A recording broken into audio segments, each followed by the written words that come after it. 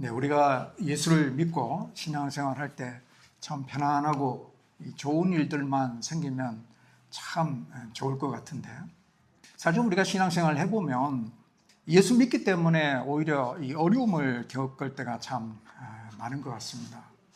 예수 믿지 않을 때는 남편한테 싫은 소리 듣지도 않고 또 아내와 다투지도 않는데, 예수 믿고 난 다음에 이와 같은 일들이 더 생겨나는 것 같아서 안타까울 때도 참 많다라는 이야기를 듣기도 합니다.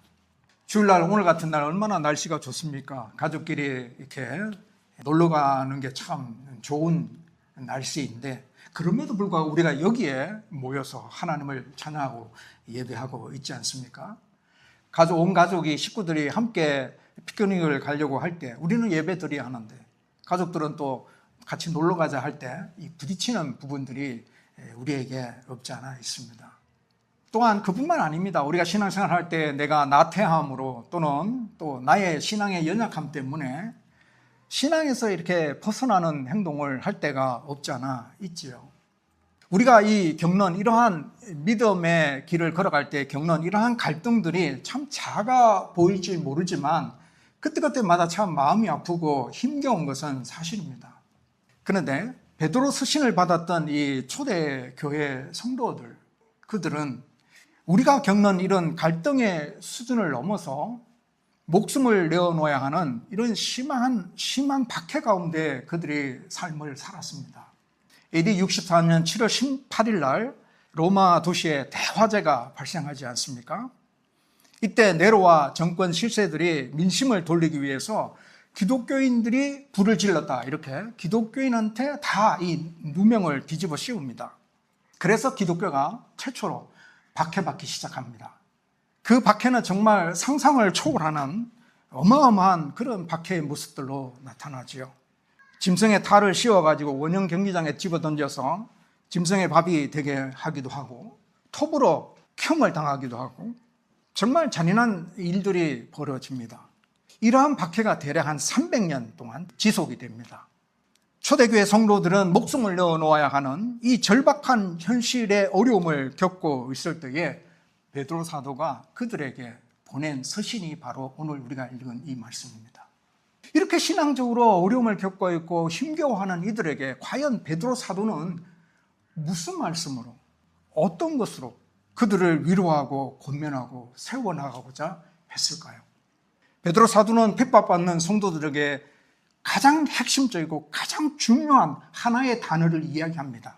그것이 바로 구원입니다. 하나님이 우리에게 주신 이 구원이 어떤 것인지, 이 구원이 얼마나 놀라운 것인지 이야기함으로 인해서 초대교회 성도들이 믿고 있는 그 신앙이 얼마나 위대한 것인지를 알려주면서 당신들이 당하는 핍박 가운데서 결코 빼앗기지 말아야 할 것임을 일깨워주고 있다는 사실이에요. 그래서 오늘 우리의 포인트는 바로 이겁니다. 구원이 무엇인가요? 구원을 한마디로 표현하면 복음입니다. 그러면 복음이 뭐예요? 복음을 딱 한마디로 이야기하면 예수님입니다. 복음이 예수님이에요. 왜 예수님이 복음입니까? 예수님이 우리의 구원자가 되시기 때문에 그렇습니다. 우리의 구원자가 되시기 때문에. 원래 우리 인간은 태어나면서 죄인이죠. 왜냐하면 아담의 원죄를 가지고 태어납니다. 또 우리가 살면서 우리가 짓는 죄들이 있습니다. 그래서 우리가 하나님 앞에서 심판받아야 할 그런 죄인의 상태로 살아가게 되는데, 예수님께서 내가 받아야 할 그 심판을 대신 받으신 겁니다. 사실은 내가 죽어야 할 그 십자가의 형벌이었는데 예수님께서 나 대신에 그 십자가에 죽으신 것입니다. 그래서 예수 그리스도를 믿는 자에게는 죄 용서함을 받게 되고 하나님의 자녀가 되는 권세를 누리게 되는 거죠. 그래서 예수님이 우리에게 복음입니다. 예수님이 그래서 우리에게 복된 소식이에요. 자, 오늘 우리에게 전달된 이 구원, 또 다르게 이야기하면 복음, 또 다르게 이야기하면 예수님. 이 복음이 오늘 우리에게 전달된 것은 하나님의 놀랍고 신비한 역사들이 많이 있었다라는 사실이에요. 우리에게 하나님께서 구원을 주시기 위해서 하나님께서 행하신 일들이 참 많이 있다라는 이야기입니다. 오늘 베드로 사도는 하나님의 행하신 일들을 언급하면서 우리에게 주어진 이 구원이 얼마나 가치 있는 것이며 얼마나 소중한 것인지를 이야기하고 싶은 겁니다. 고난 가운데 낙심하고 실망하고 괴로워하고 있는 이 성도들에게 당신들이 가지고 있는 그 구원이 얼마나 가치 있는지, 그 구원이 얼마나 소중한 것인지를 이야기를 하고 싶은 겁니다. 그래서 오늘 우리는 우리가 누리고 있는 이 구원에 대해서 하나님이 어떤 일들을 행하셨는지를 살펴볼 겁니다. 첫째는 여기 보니까 선지자들로 하여금 구원에 대해서 하나님께서 증언하게 하셨다, 이런 표현을 쓴 거 있죠. 10절에 나옵니다. 10절에 보면 이 구원에 대하여 너에게 임할 은혜를 예언하는 선지자들이 영광과 부지런히 살펴서, 너에게 임할 은혜를 예언하던 선지자들, 이 선지자들이 너에게 임할 은혜를 예언했다라고 이야기하고 있죠. 너에게 임할 은혜가 뭡니까? 이것이 바로 구원입니다. 너에게 임할 은혜, 이것이 바로 구원의 은혜를 이야기하고 있는 거예요. 구원의 은혜를 예언하던 선지자들이 누가 있어요? 다시 말해서 예수 그리스도께서 이 땅에 오실 것을 이야기하고, 예수 그리스도께서 이 땅에 오셔서 받으실 고난과 영광에 대해서 이야기했던 선지자들이 누가 있습니까? 제일 처음은요, 모세가 이야기를 했습니다. 창세기 3장 15절에 보면 모세가 기록한 창세기인데요, 창세기 3장 15절 말씀 한번 같이 읽어봅시다. 시작. 여자와 원수가 되게 하고 내 후손도 여자의 후손과 원수가 되게 하리니 여자의 후손은 내 머리를 상하게 할 것이요 너는 그의 발꿈치를 상하게 할 것이니라 하시고. 자, 여기 보면은 복음이 어디에 나타나느냐, 예수님이 어디에 나타나느냐 잘 보이지 않습니다. 그런데 여기에 보면 여자의 후손이라는 말이 나와요. 여자의 후손. 여자의 후손은 누구냐면 예수님입니다. 왜 그러냐면 예수님은 아담의 후손이 아니에요. 이해하시겠습니까? 이 세상에 태어난 모든 사람들은 다 아담의 후손이죠. 그래서 아담이 범죄한 그 죄로 인해서 원죄를 가지고 태어나는 겁니다. 그런데 예수님은 아담의 후손이 아니에요. 왜냐하면 우리처럼 이 세상에 태어나신 분이 아니기 때문에 그렇습니다. 예수님은 성령으로 말미암아 잉태되셔서 여인의 몸을 빌려서 이 땅에 오신 거예요. 그래서 여자의 후손이라 그럽니다. 다르죠? 아담의 후손이 아니에요. 여자의 후손이라 그럽니다. 그래서 여기 보니까 여자의 후손이 내 머리를 상하게 한다라는 표현을 하고 있죠. 이 말은 예수님이 사단의 머리를 상하게 할 것인데, 이것은 사단에게 치명적인 손상을 입힐 것임을 이야기하고 있는 겁니다. 그리고 사단은 예수님의 발꿈치를 상하게 한다라는 표현을 쓰고 있는데, 이것은 예수님이 받으실 고난에 대한 말씀을 언급하고 있는 겁니다. 이것이 바로 최초의 복음, 원시 복음이라 그럽니다.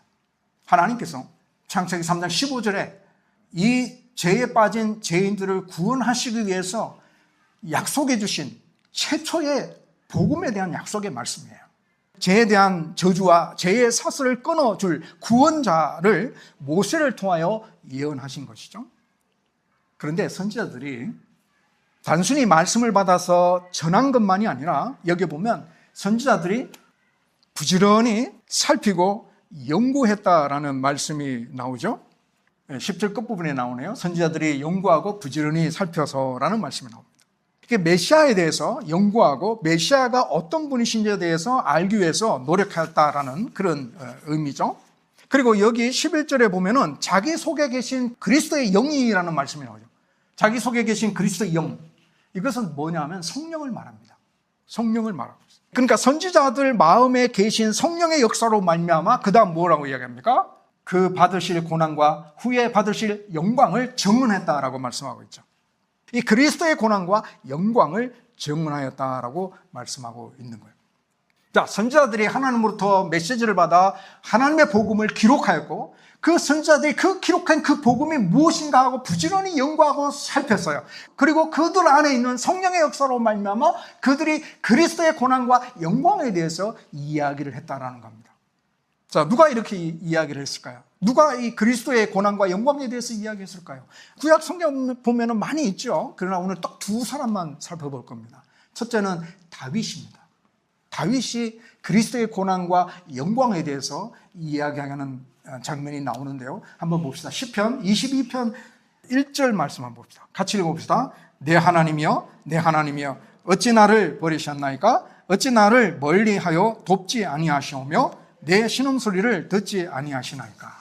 이 그리스도의 고난에 대한 이야기예요. 예수님께서 십자가에서 말씀하시는 내용이 여기에 언급되는 거죠. 그 다음에 27절 말씀 봅시다. 같이 읽어봅시다. 시작. 땅의 모든 끝이 여호와를 기억하고 돌아오며 모든 나라의 모든 족속이 주의 앞에 예배하리니. 그리스도의 영광에 대해서 이야기하고 있는 거예요. 이사야 선지자도 동일한 모습으로 우리에게 알려주고 있습니다. 그리스도의 고난에 대해서 이사야 53장 4절 말씀을 같이 한번 봅시다. 시작. 그는 실로 우리의 질고를 지고 우리의 슬픔을 당하였거늘 우리는 생각하기를 그는 징벌을 받아 하나님께 맞으며 고난을 당한다 하였노라. 이사야 선지자가 그리스도의 고난에 대해서 이야기하고 있는 거예요. 그리고 그리스도의 영광에 대해서 이야기하고 있는데 이사야서 9장 7절 말씀 같이 한번 봅시다. 시작. 그 정사와 평강의 더함이 무궁하며 또 다윗의 왕자와 그의 나라에 군림하여 그 나라를 굳게 세우고 지금 이후로 영원히 정의와 공의로 그것을 보존하실 것이라. 만군의 여호와의 열심히 이를 이루시리라. 이처럼 구약의 여러 선지자들이 성령의 감동을 받아서 메시아 오심을 예언하였고 메시아가 당하실 고난과 그 영광에 대해서 증언하여 하나님이 계획하신 그 구원의 계획이 어떻게 이루어지는가를 알려주고 있는 것을 볼 수 있어요.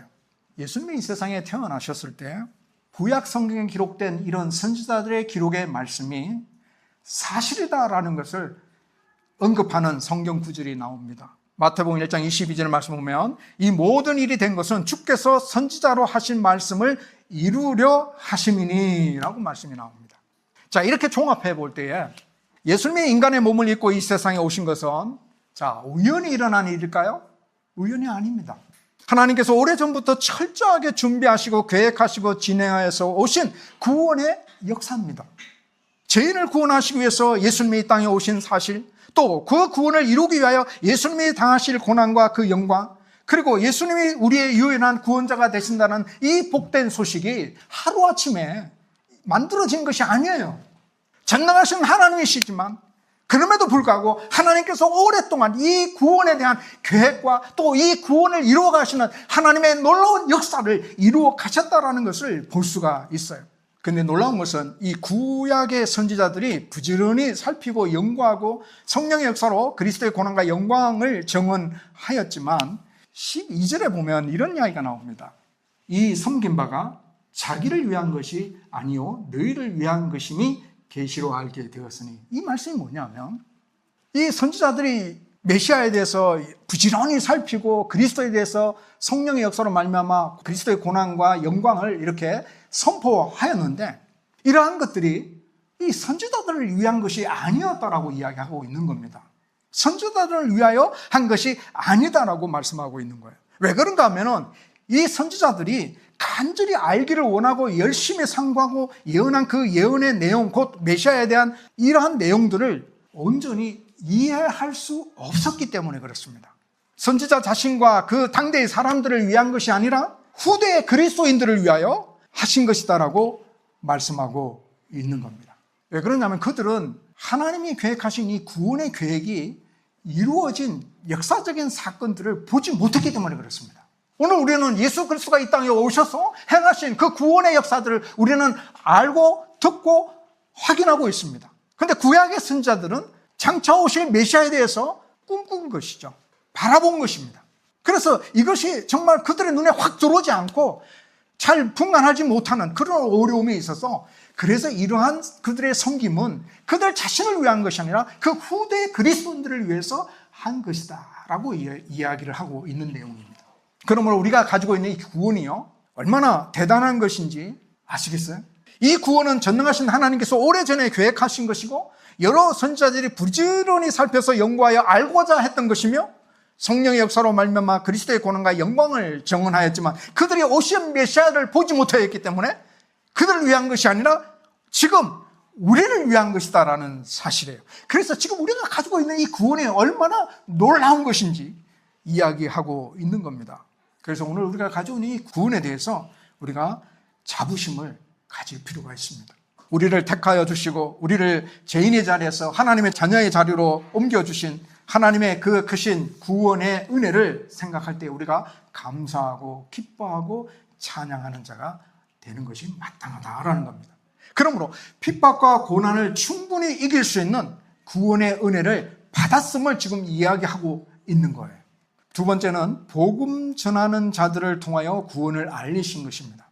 복음 전하는 자들, 여러분, 복음 전하는 자 그러면 제일 먼저 떠오르는 사람이 누가 있을까요? 예수님의 12 제자를 우리가 생각할 수 있겠죠. 예수님께서 12명의 제자를 부르시고 그들을 12명의 제자를 세우셨는데 그들을 이렇게 세우신 목적이 뭐냐? 목적이 무엇일까 하면 마가복음 3장 14절 15절에 나오는데 한번 보십시다. 네, 같이 읽읍시다. 시작. 이에 12를 세우셨으니 이는 자기와 함께 있게 하시고 또 보내사 전도도 하며 귀신을 내쫓는 권능도 가지게 하려 하심이라. 여기 보면 예수님께서 제자를 부르셨는데 세 가지 목적이 있는 것을 볼 수 있죠. 첫째는 함께 있게 하시고, 그러니까 아주 친밀한 교제, 인격적인 교제를 통해서 또 인격적인 그런 변화의 목적을 지금 이야기하고 있는 겁니다. 그러니까 제자들이 예수님과 함께 일상을 공유하며 예수님의 인격과 하나님 나라의 가치관을 직접 보고 배우는 이런 모습을 위해서 함께 있게 하셨다. 이 첫 번째 목적이에요. 두 번째 목적은 보내사 전도도 하며, 이건 복음 전파의 사역을 위험하고 확장하기 위한 그 목적이 있었다라는 것을 볼 수 있죠. 세 번째는 귀신을 내쫓는 권능도 가지게 하려 함이라 라는 말씀에서 영적 어둠의 세력을 몰아내고 세상을 치유할 영적 권세를 위임하기 위한 목적이다라는 것을 알 수가 있겠죠. 이처럼 예수님은 제자들을 부르시고 이와 같은 목적으로 그들과 함께 3년 동안 동고동락을 함께 하시죠. 그러면서 예수님이 누구신지를 제자들에게 보여주기 시작하죠. 예수님이 이 땅에 오신 목적이 무엇인가를 알려주기 시작하죠. 그러면서 나중에 예수님께서 제자들에게 이렇게 물어보았습니다. 너희는 나를 누구라 하느냐? 이제까지 지나오면서 너희들이 예수 그리스도에 대해서 보고 듣고 느꼈던 그 분이 당신들은 누구라고 생각하느냐? 라고 질문했을 때 베드로가 고백하잖아요. 주는 그리스도시요 살아계신 하나님의 아들이십니다. 이때 예수님께서 이런 말씀을 하십니다. 이 베드로의 신앙 고백 위에 내 교회를 세우리라. 그래서 교회가 세워지는 근본적인 토대가 뭐냐면 신앙의 고백입니다. 예수님이 우리의 메시아가 되신다는 것, 예수님이 하나님의 아들이 되신다는 사실을 믿는 그 신앙 고백 위에 세워지는 것이 교회입니다. 그래서 교회가 있다는 것은 그리스도의 구속의 사역이 있다는 것을 의미합니다. 그 구속의 사역이 뭐냐면 예수님이 3년 동안 공생의 사역을 하시면서 우리의 구원자가 되신다는 사실을 증거하셨고 마지막 십자가의 사건과 부활을 통해서 그 사실을 확정하셨고 그리고 그 구원의 복된 소식을 제자들에게 맡기고 하늘로 성천하신 이 모든 사건을 구속의 사역이라 이렇게 표현합니다. 그래서 예수님이 행하신 이 구속의 사역의 토대 위에 교회가 세워지게 되고 예수님이 성천하신 이후에 제자들이 그 복음을 받아서 복음을 전가하는 사역을 감당해 나가고 있는 겁니다. 하나님께서 이 일을 계획하시고 이 일을 행하셨다라는 겁니다. 복음 전하는 자들로 하여금 복음을 전하게 하셨다라는 말씀이에요. 제자들이 복음을 전할 때요, 자신들의 지혜나 자신들의 힘으로 복음을 전한 게 아니에요. 제자들이 복음을 전하기 전에 뭘 했는지 아십니까? 그들이 마가다락방에 모여서 10일 동안 열심히 하나님 앞에 기도했어요. 하나님 아버지께서 약속해 주신 성령을 달라고 하나님 앞에 열심히 기도했습니다. 그들이 10일 동안 열심히 기도한 이후에 성령이 그들에게 임하였을 때 그들이 복음을 전하기 시작했습니다. 그들이 그냥 복음을 전한 게 아니에요. 자신의 힘과 자신의 지혜로 전한 게 아니에요. 성령이 그들을 감삼으로 인해서 성령의 역사로 말미암아 그들이 나아가서 복음을 외치기 시작했는데 누구 앞에서도 어떤 위험 앞에서도 제자들은 굴복하지 않냐고 복음에 대한 소식을 전하는 모습을 볼 수 있습니다. 그 제자들이 전한 복음을 사람들이 듣고 또 예수 믿는 자들이 또 복음을 전하고 또 예수 믿는 자들이 또 복음을 전하고 그 복음이 오늘 우리에게까지 전달된 거예요.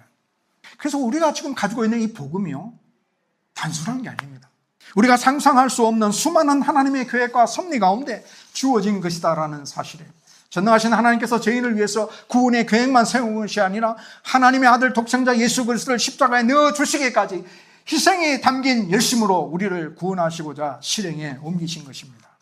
이 세상에서 그 누가 죄인을 위해서 자기 목숨을 내어놓는, 자기 아들의 목숨을 내어놓는 그런 자가 누가 있겠습니까? 더군다나 이 우주 만물을 창조하신 하나님께서 죄로 인하여 타락한 진노의 대상인 그 자들을 위해서 독생자 예수 그리스도를 십자가에 내어놓을 수 있겠어요? 정말 우리의 이성으로는, 우리의 상식으로는 도저히 이해할 수 없는 것이에요. 그런데 하나님께서 우리를 위해서 이 일을 하셨다라는 사실이에요. 그 이유는 딱 하나입니다. 로마서 5장 8절요. 같이 읽어봅시다.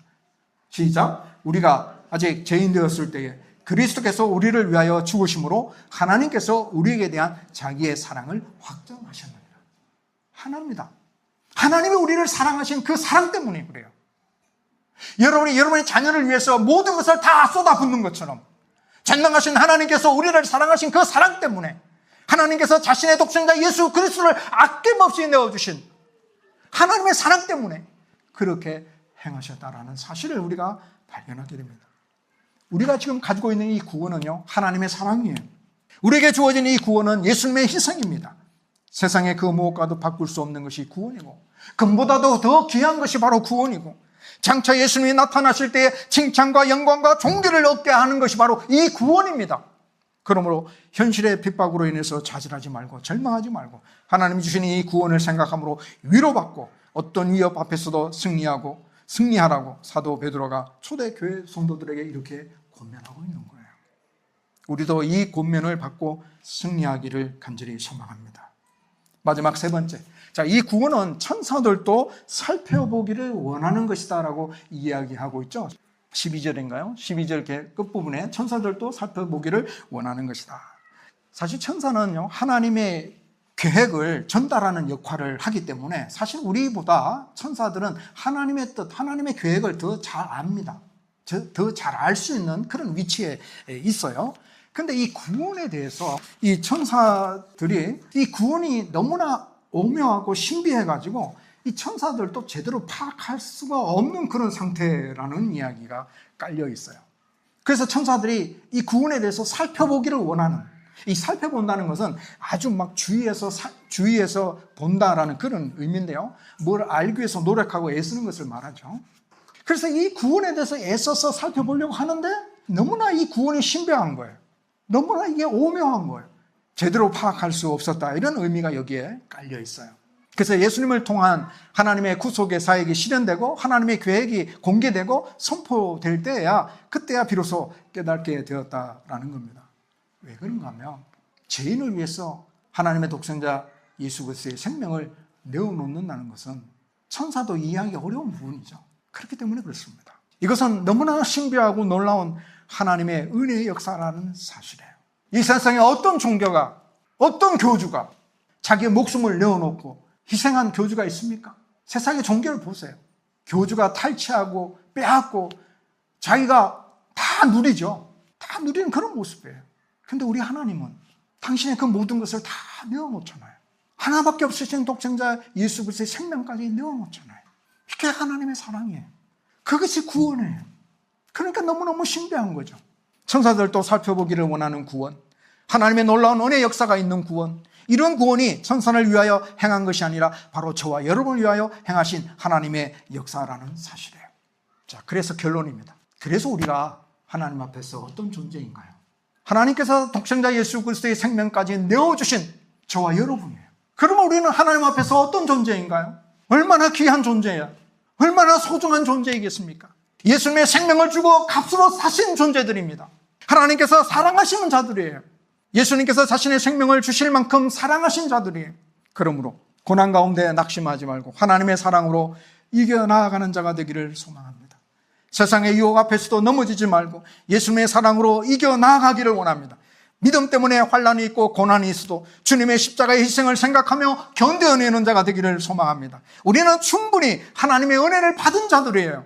어떤 시련에서도 충분히 이겨낼 그 사랑을 받은 자들입니다. 그러므로 우리도 우리의 삶 가운데 하나님을 더욱 사랑하는 삶을 살아갈 수 있기를 소망합니다. 어떤 환경과 어떤 상황 가운데서도 구원받은 하나님의 거룩한 자녀답게 거룩과 순결을 지키는 믿음의 삶을 사시기를 주의 이름으로 축복합니다.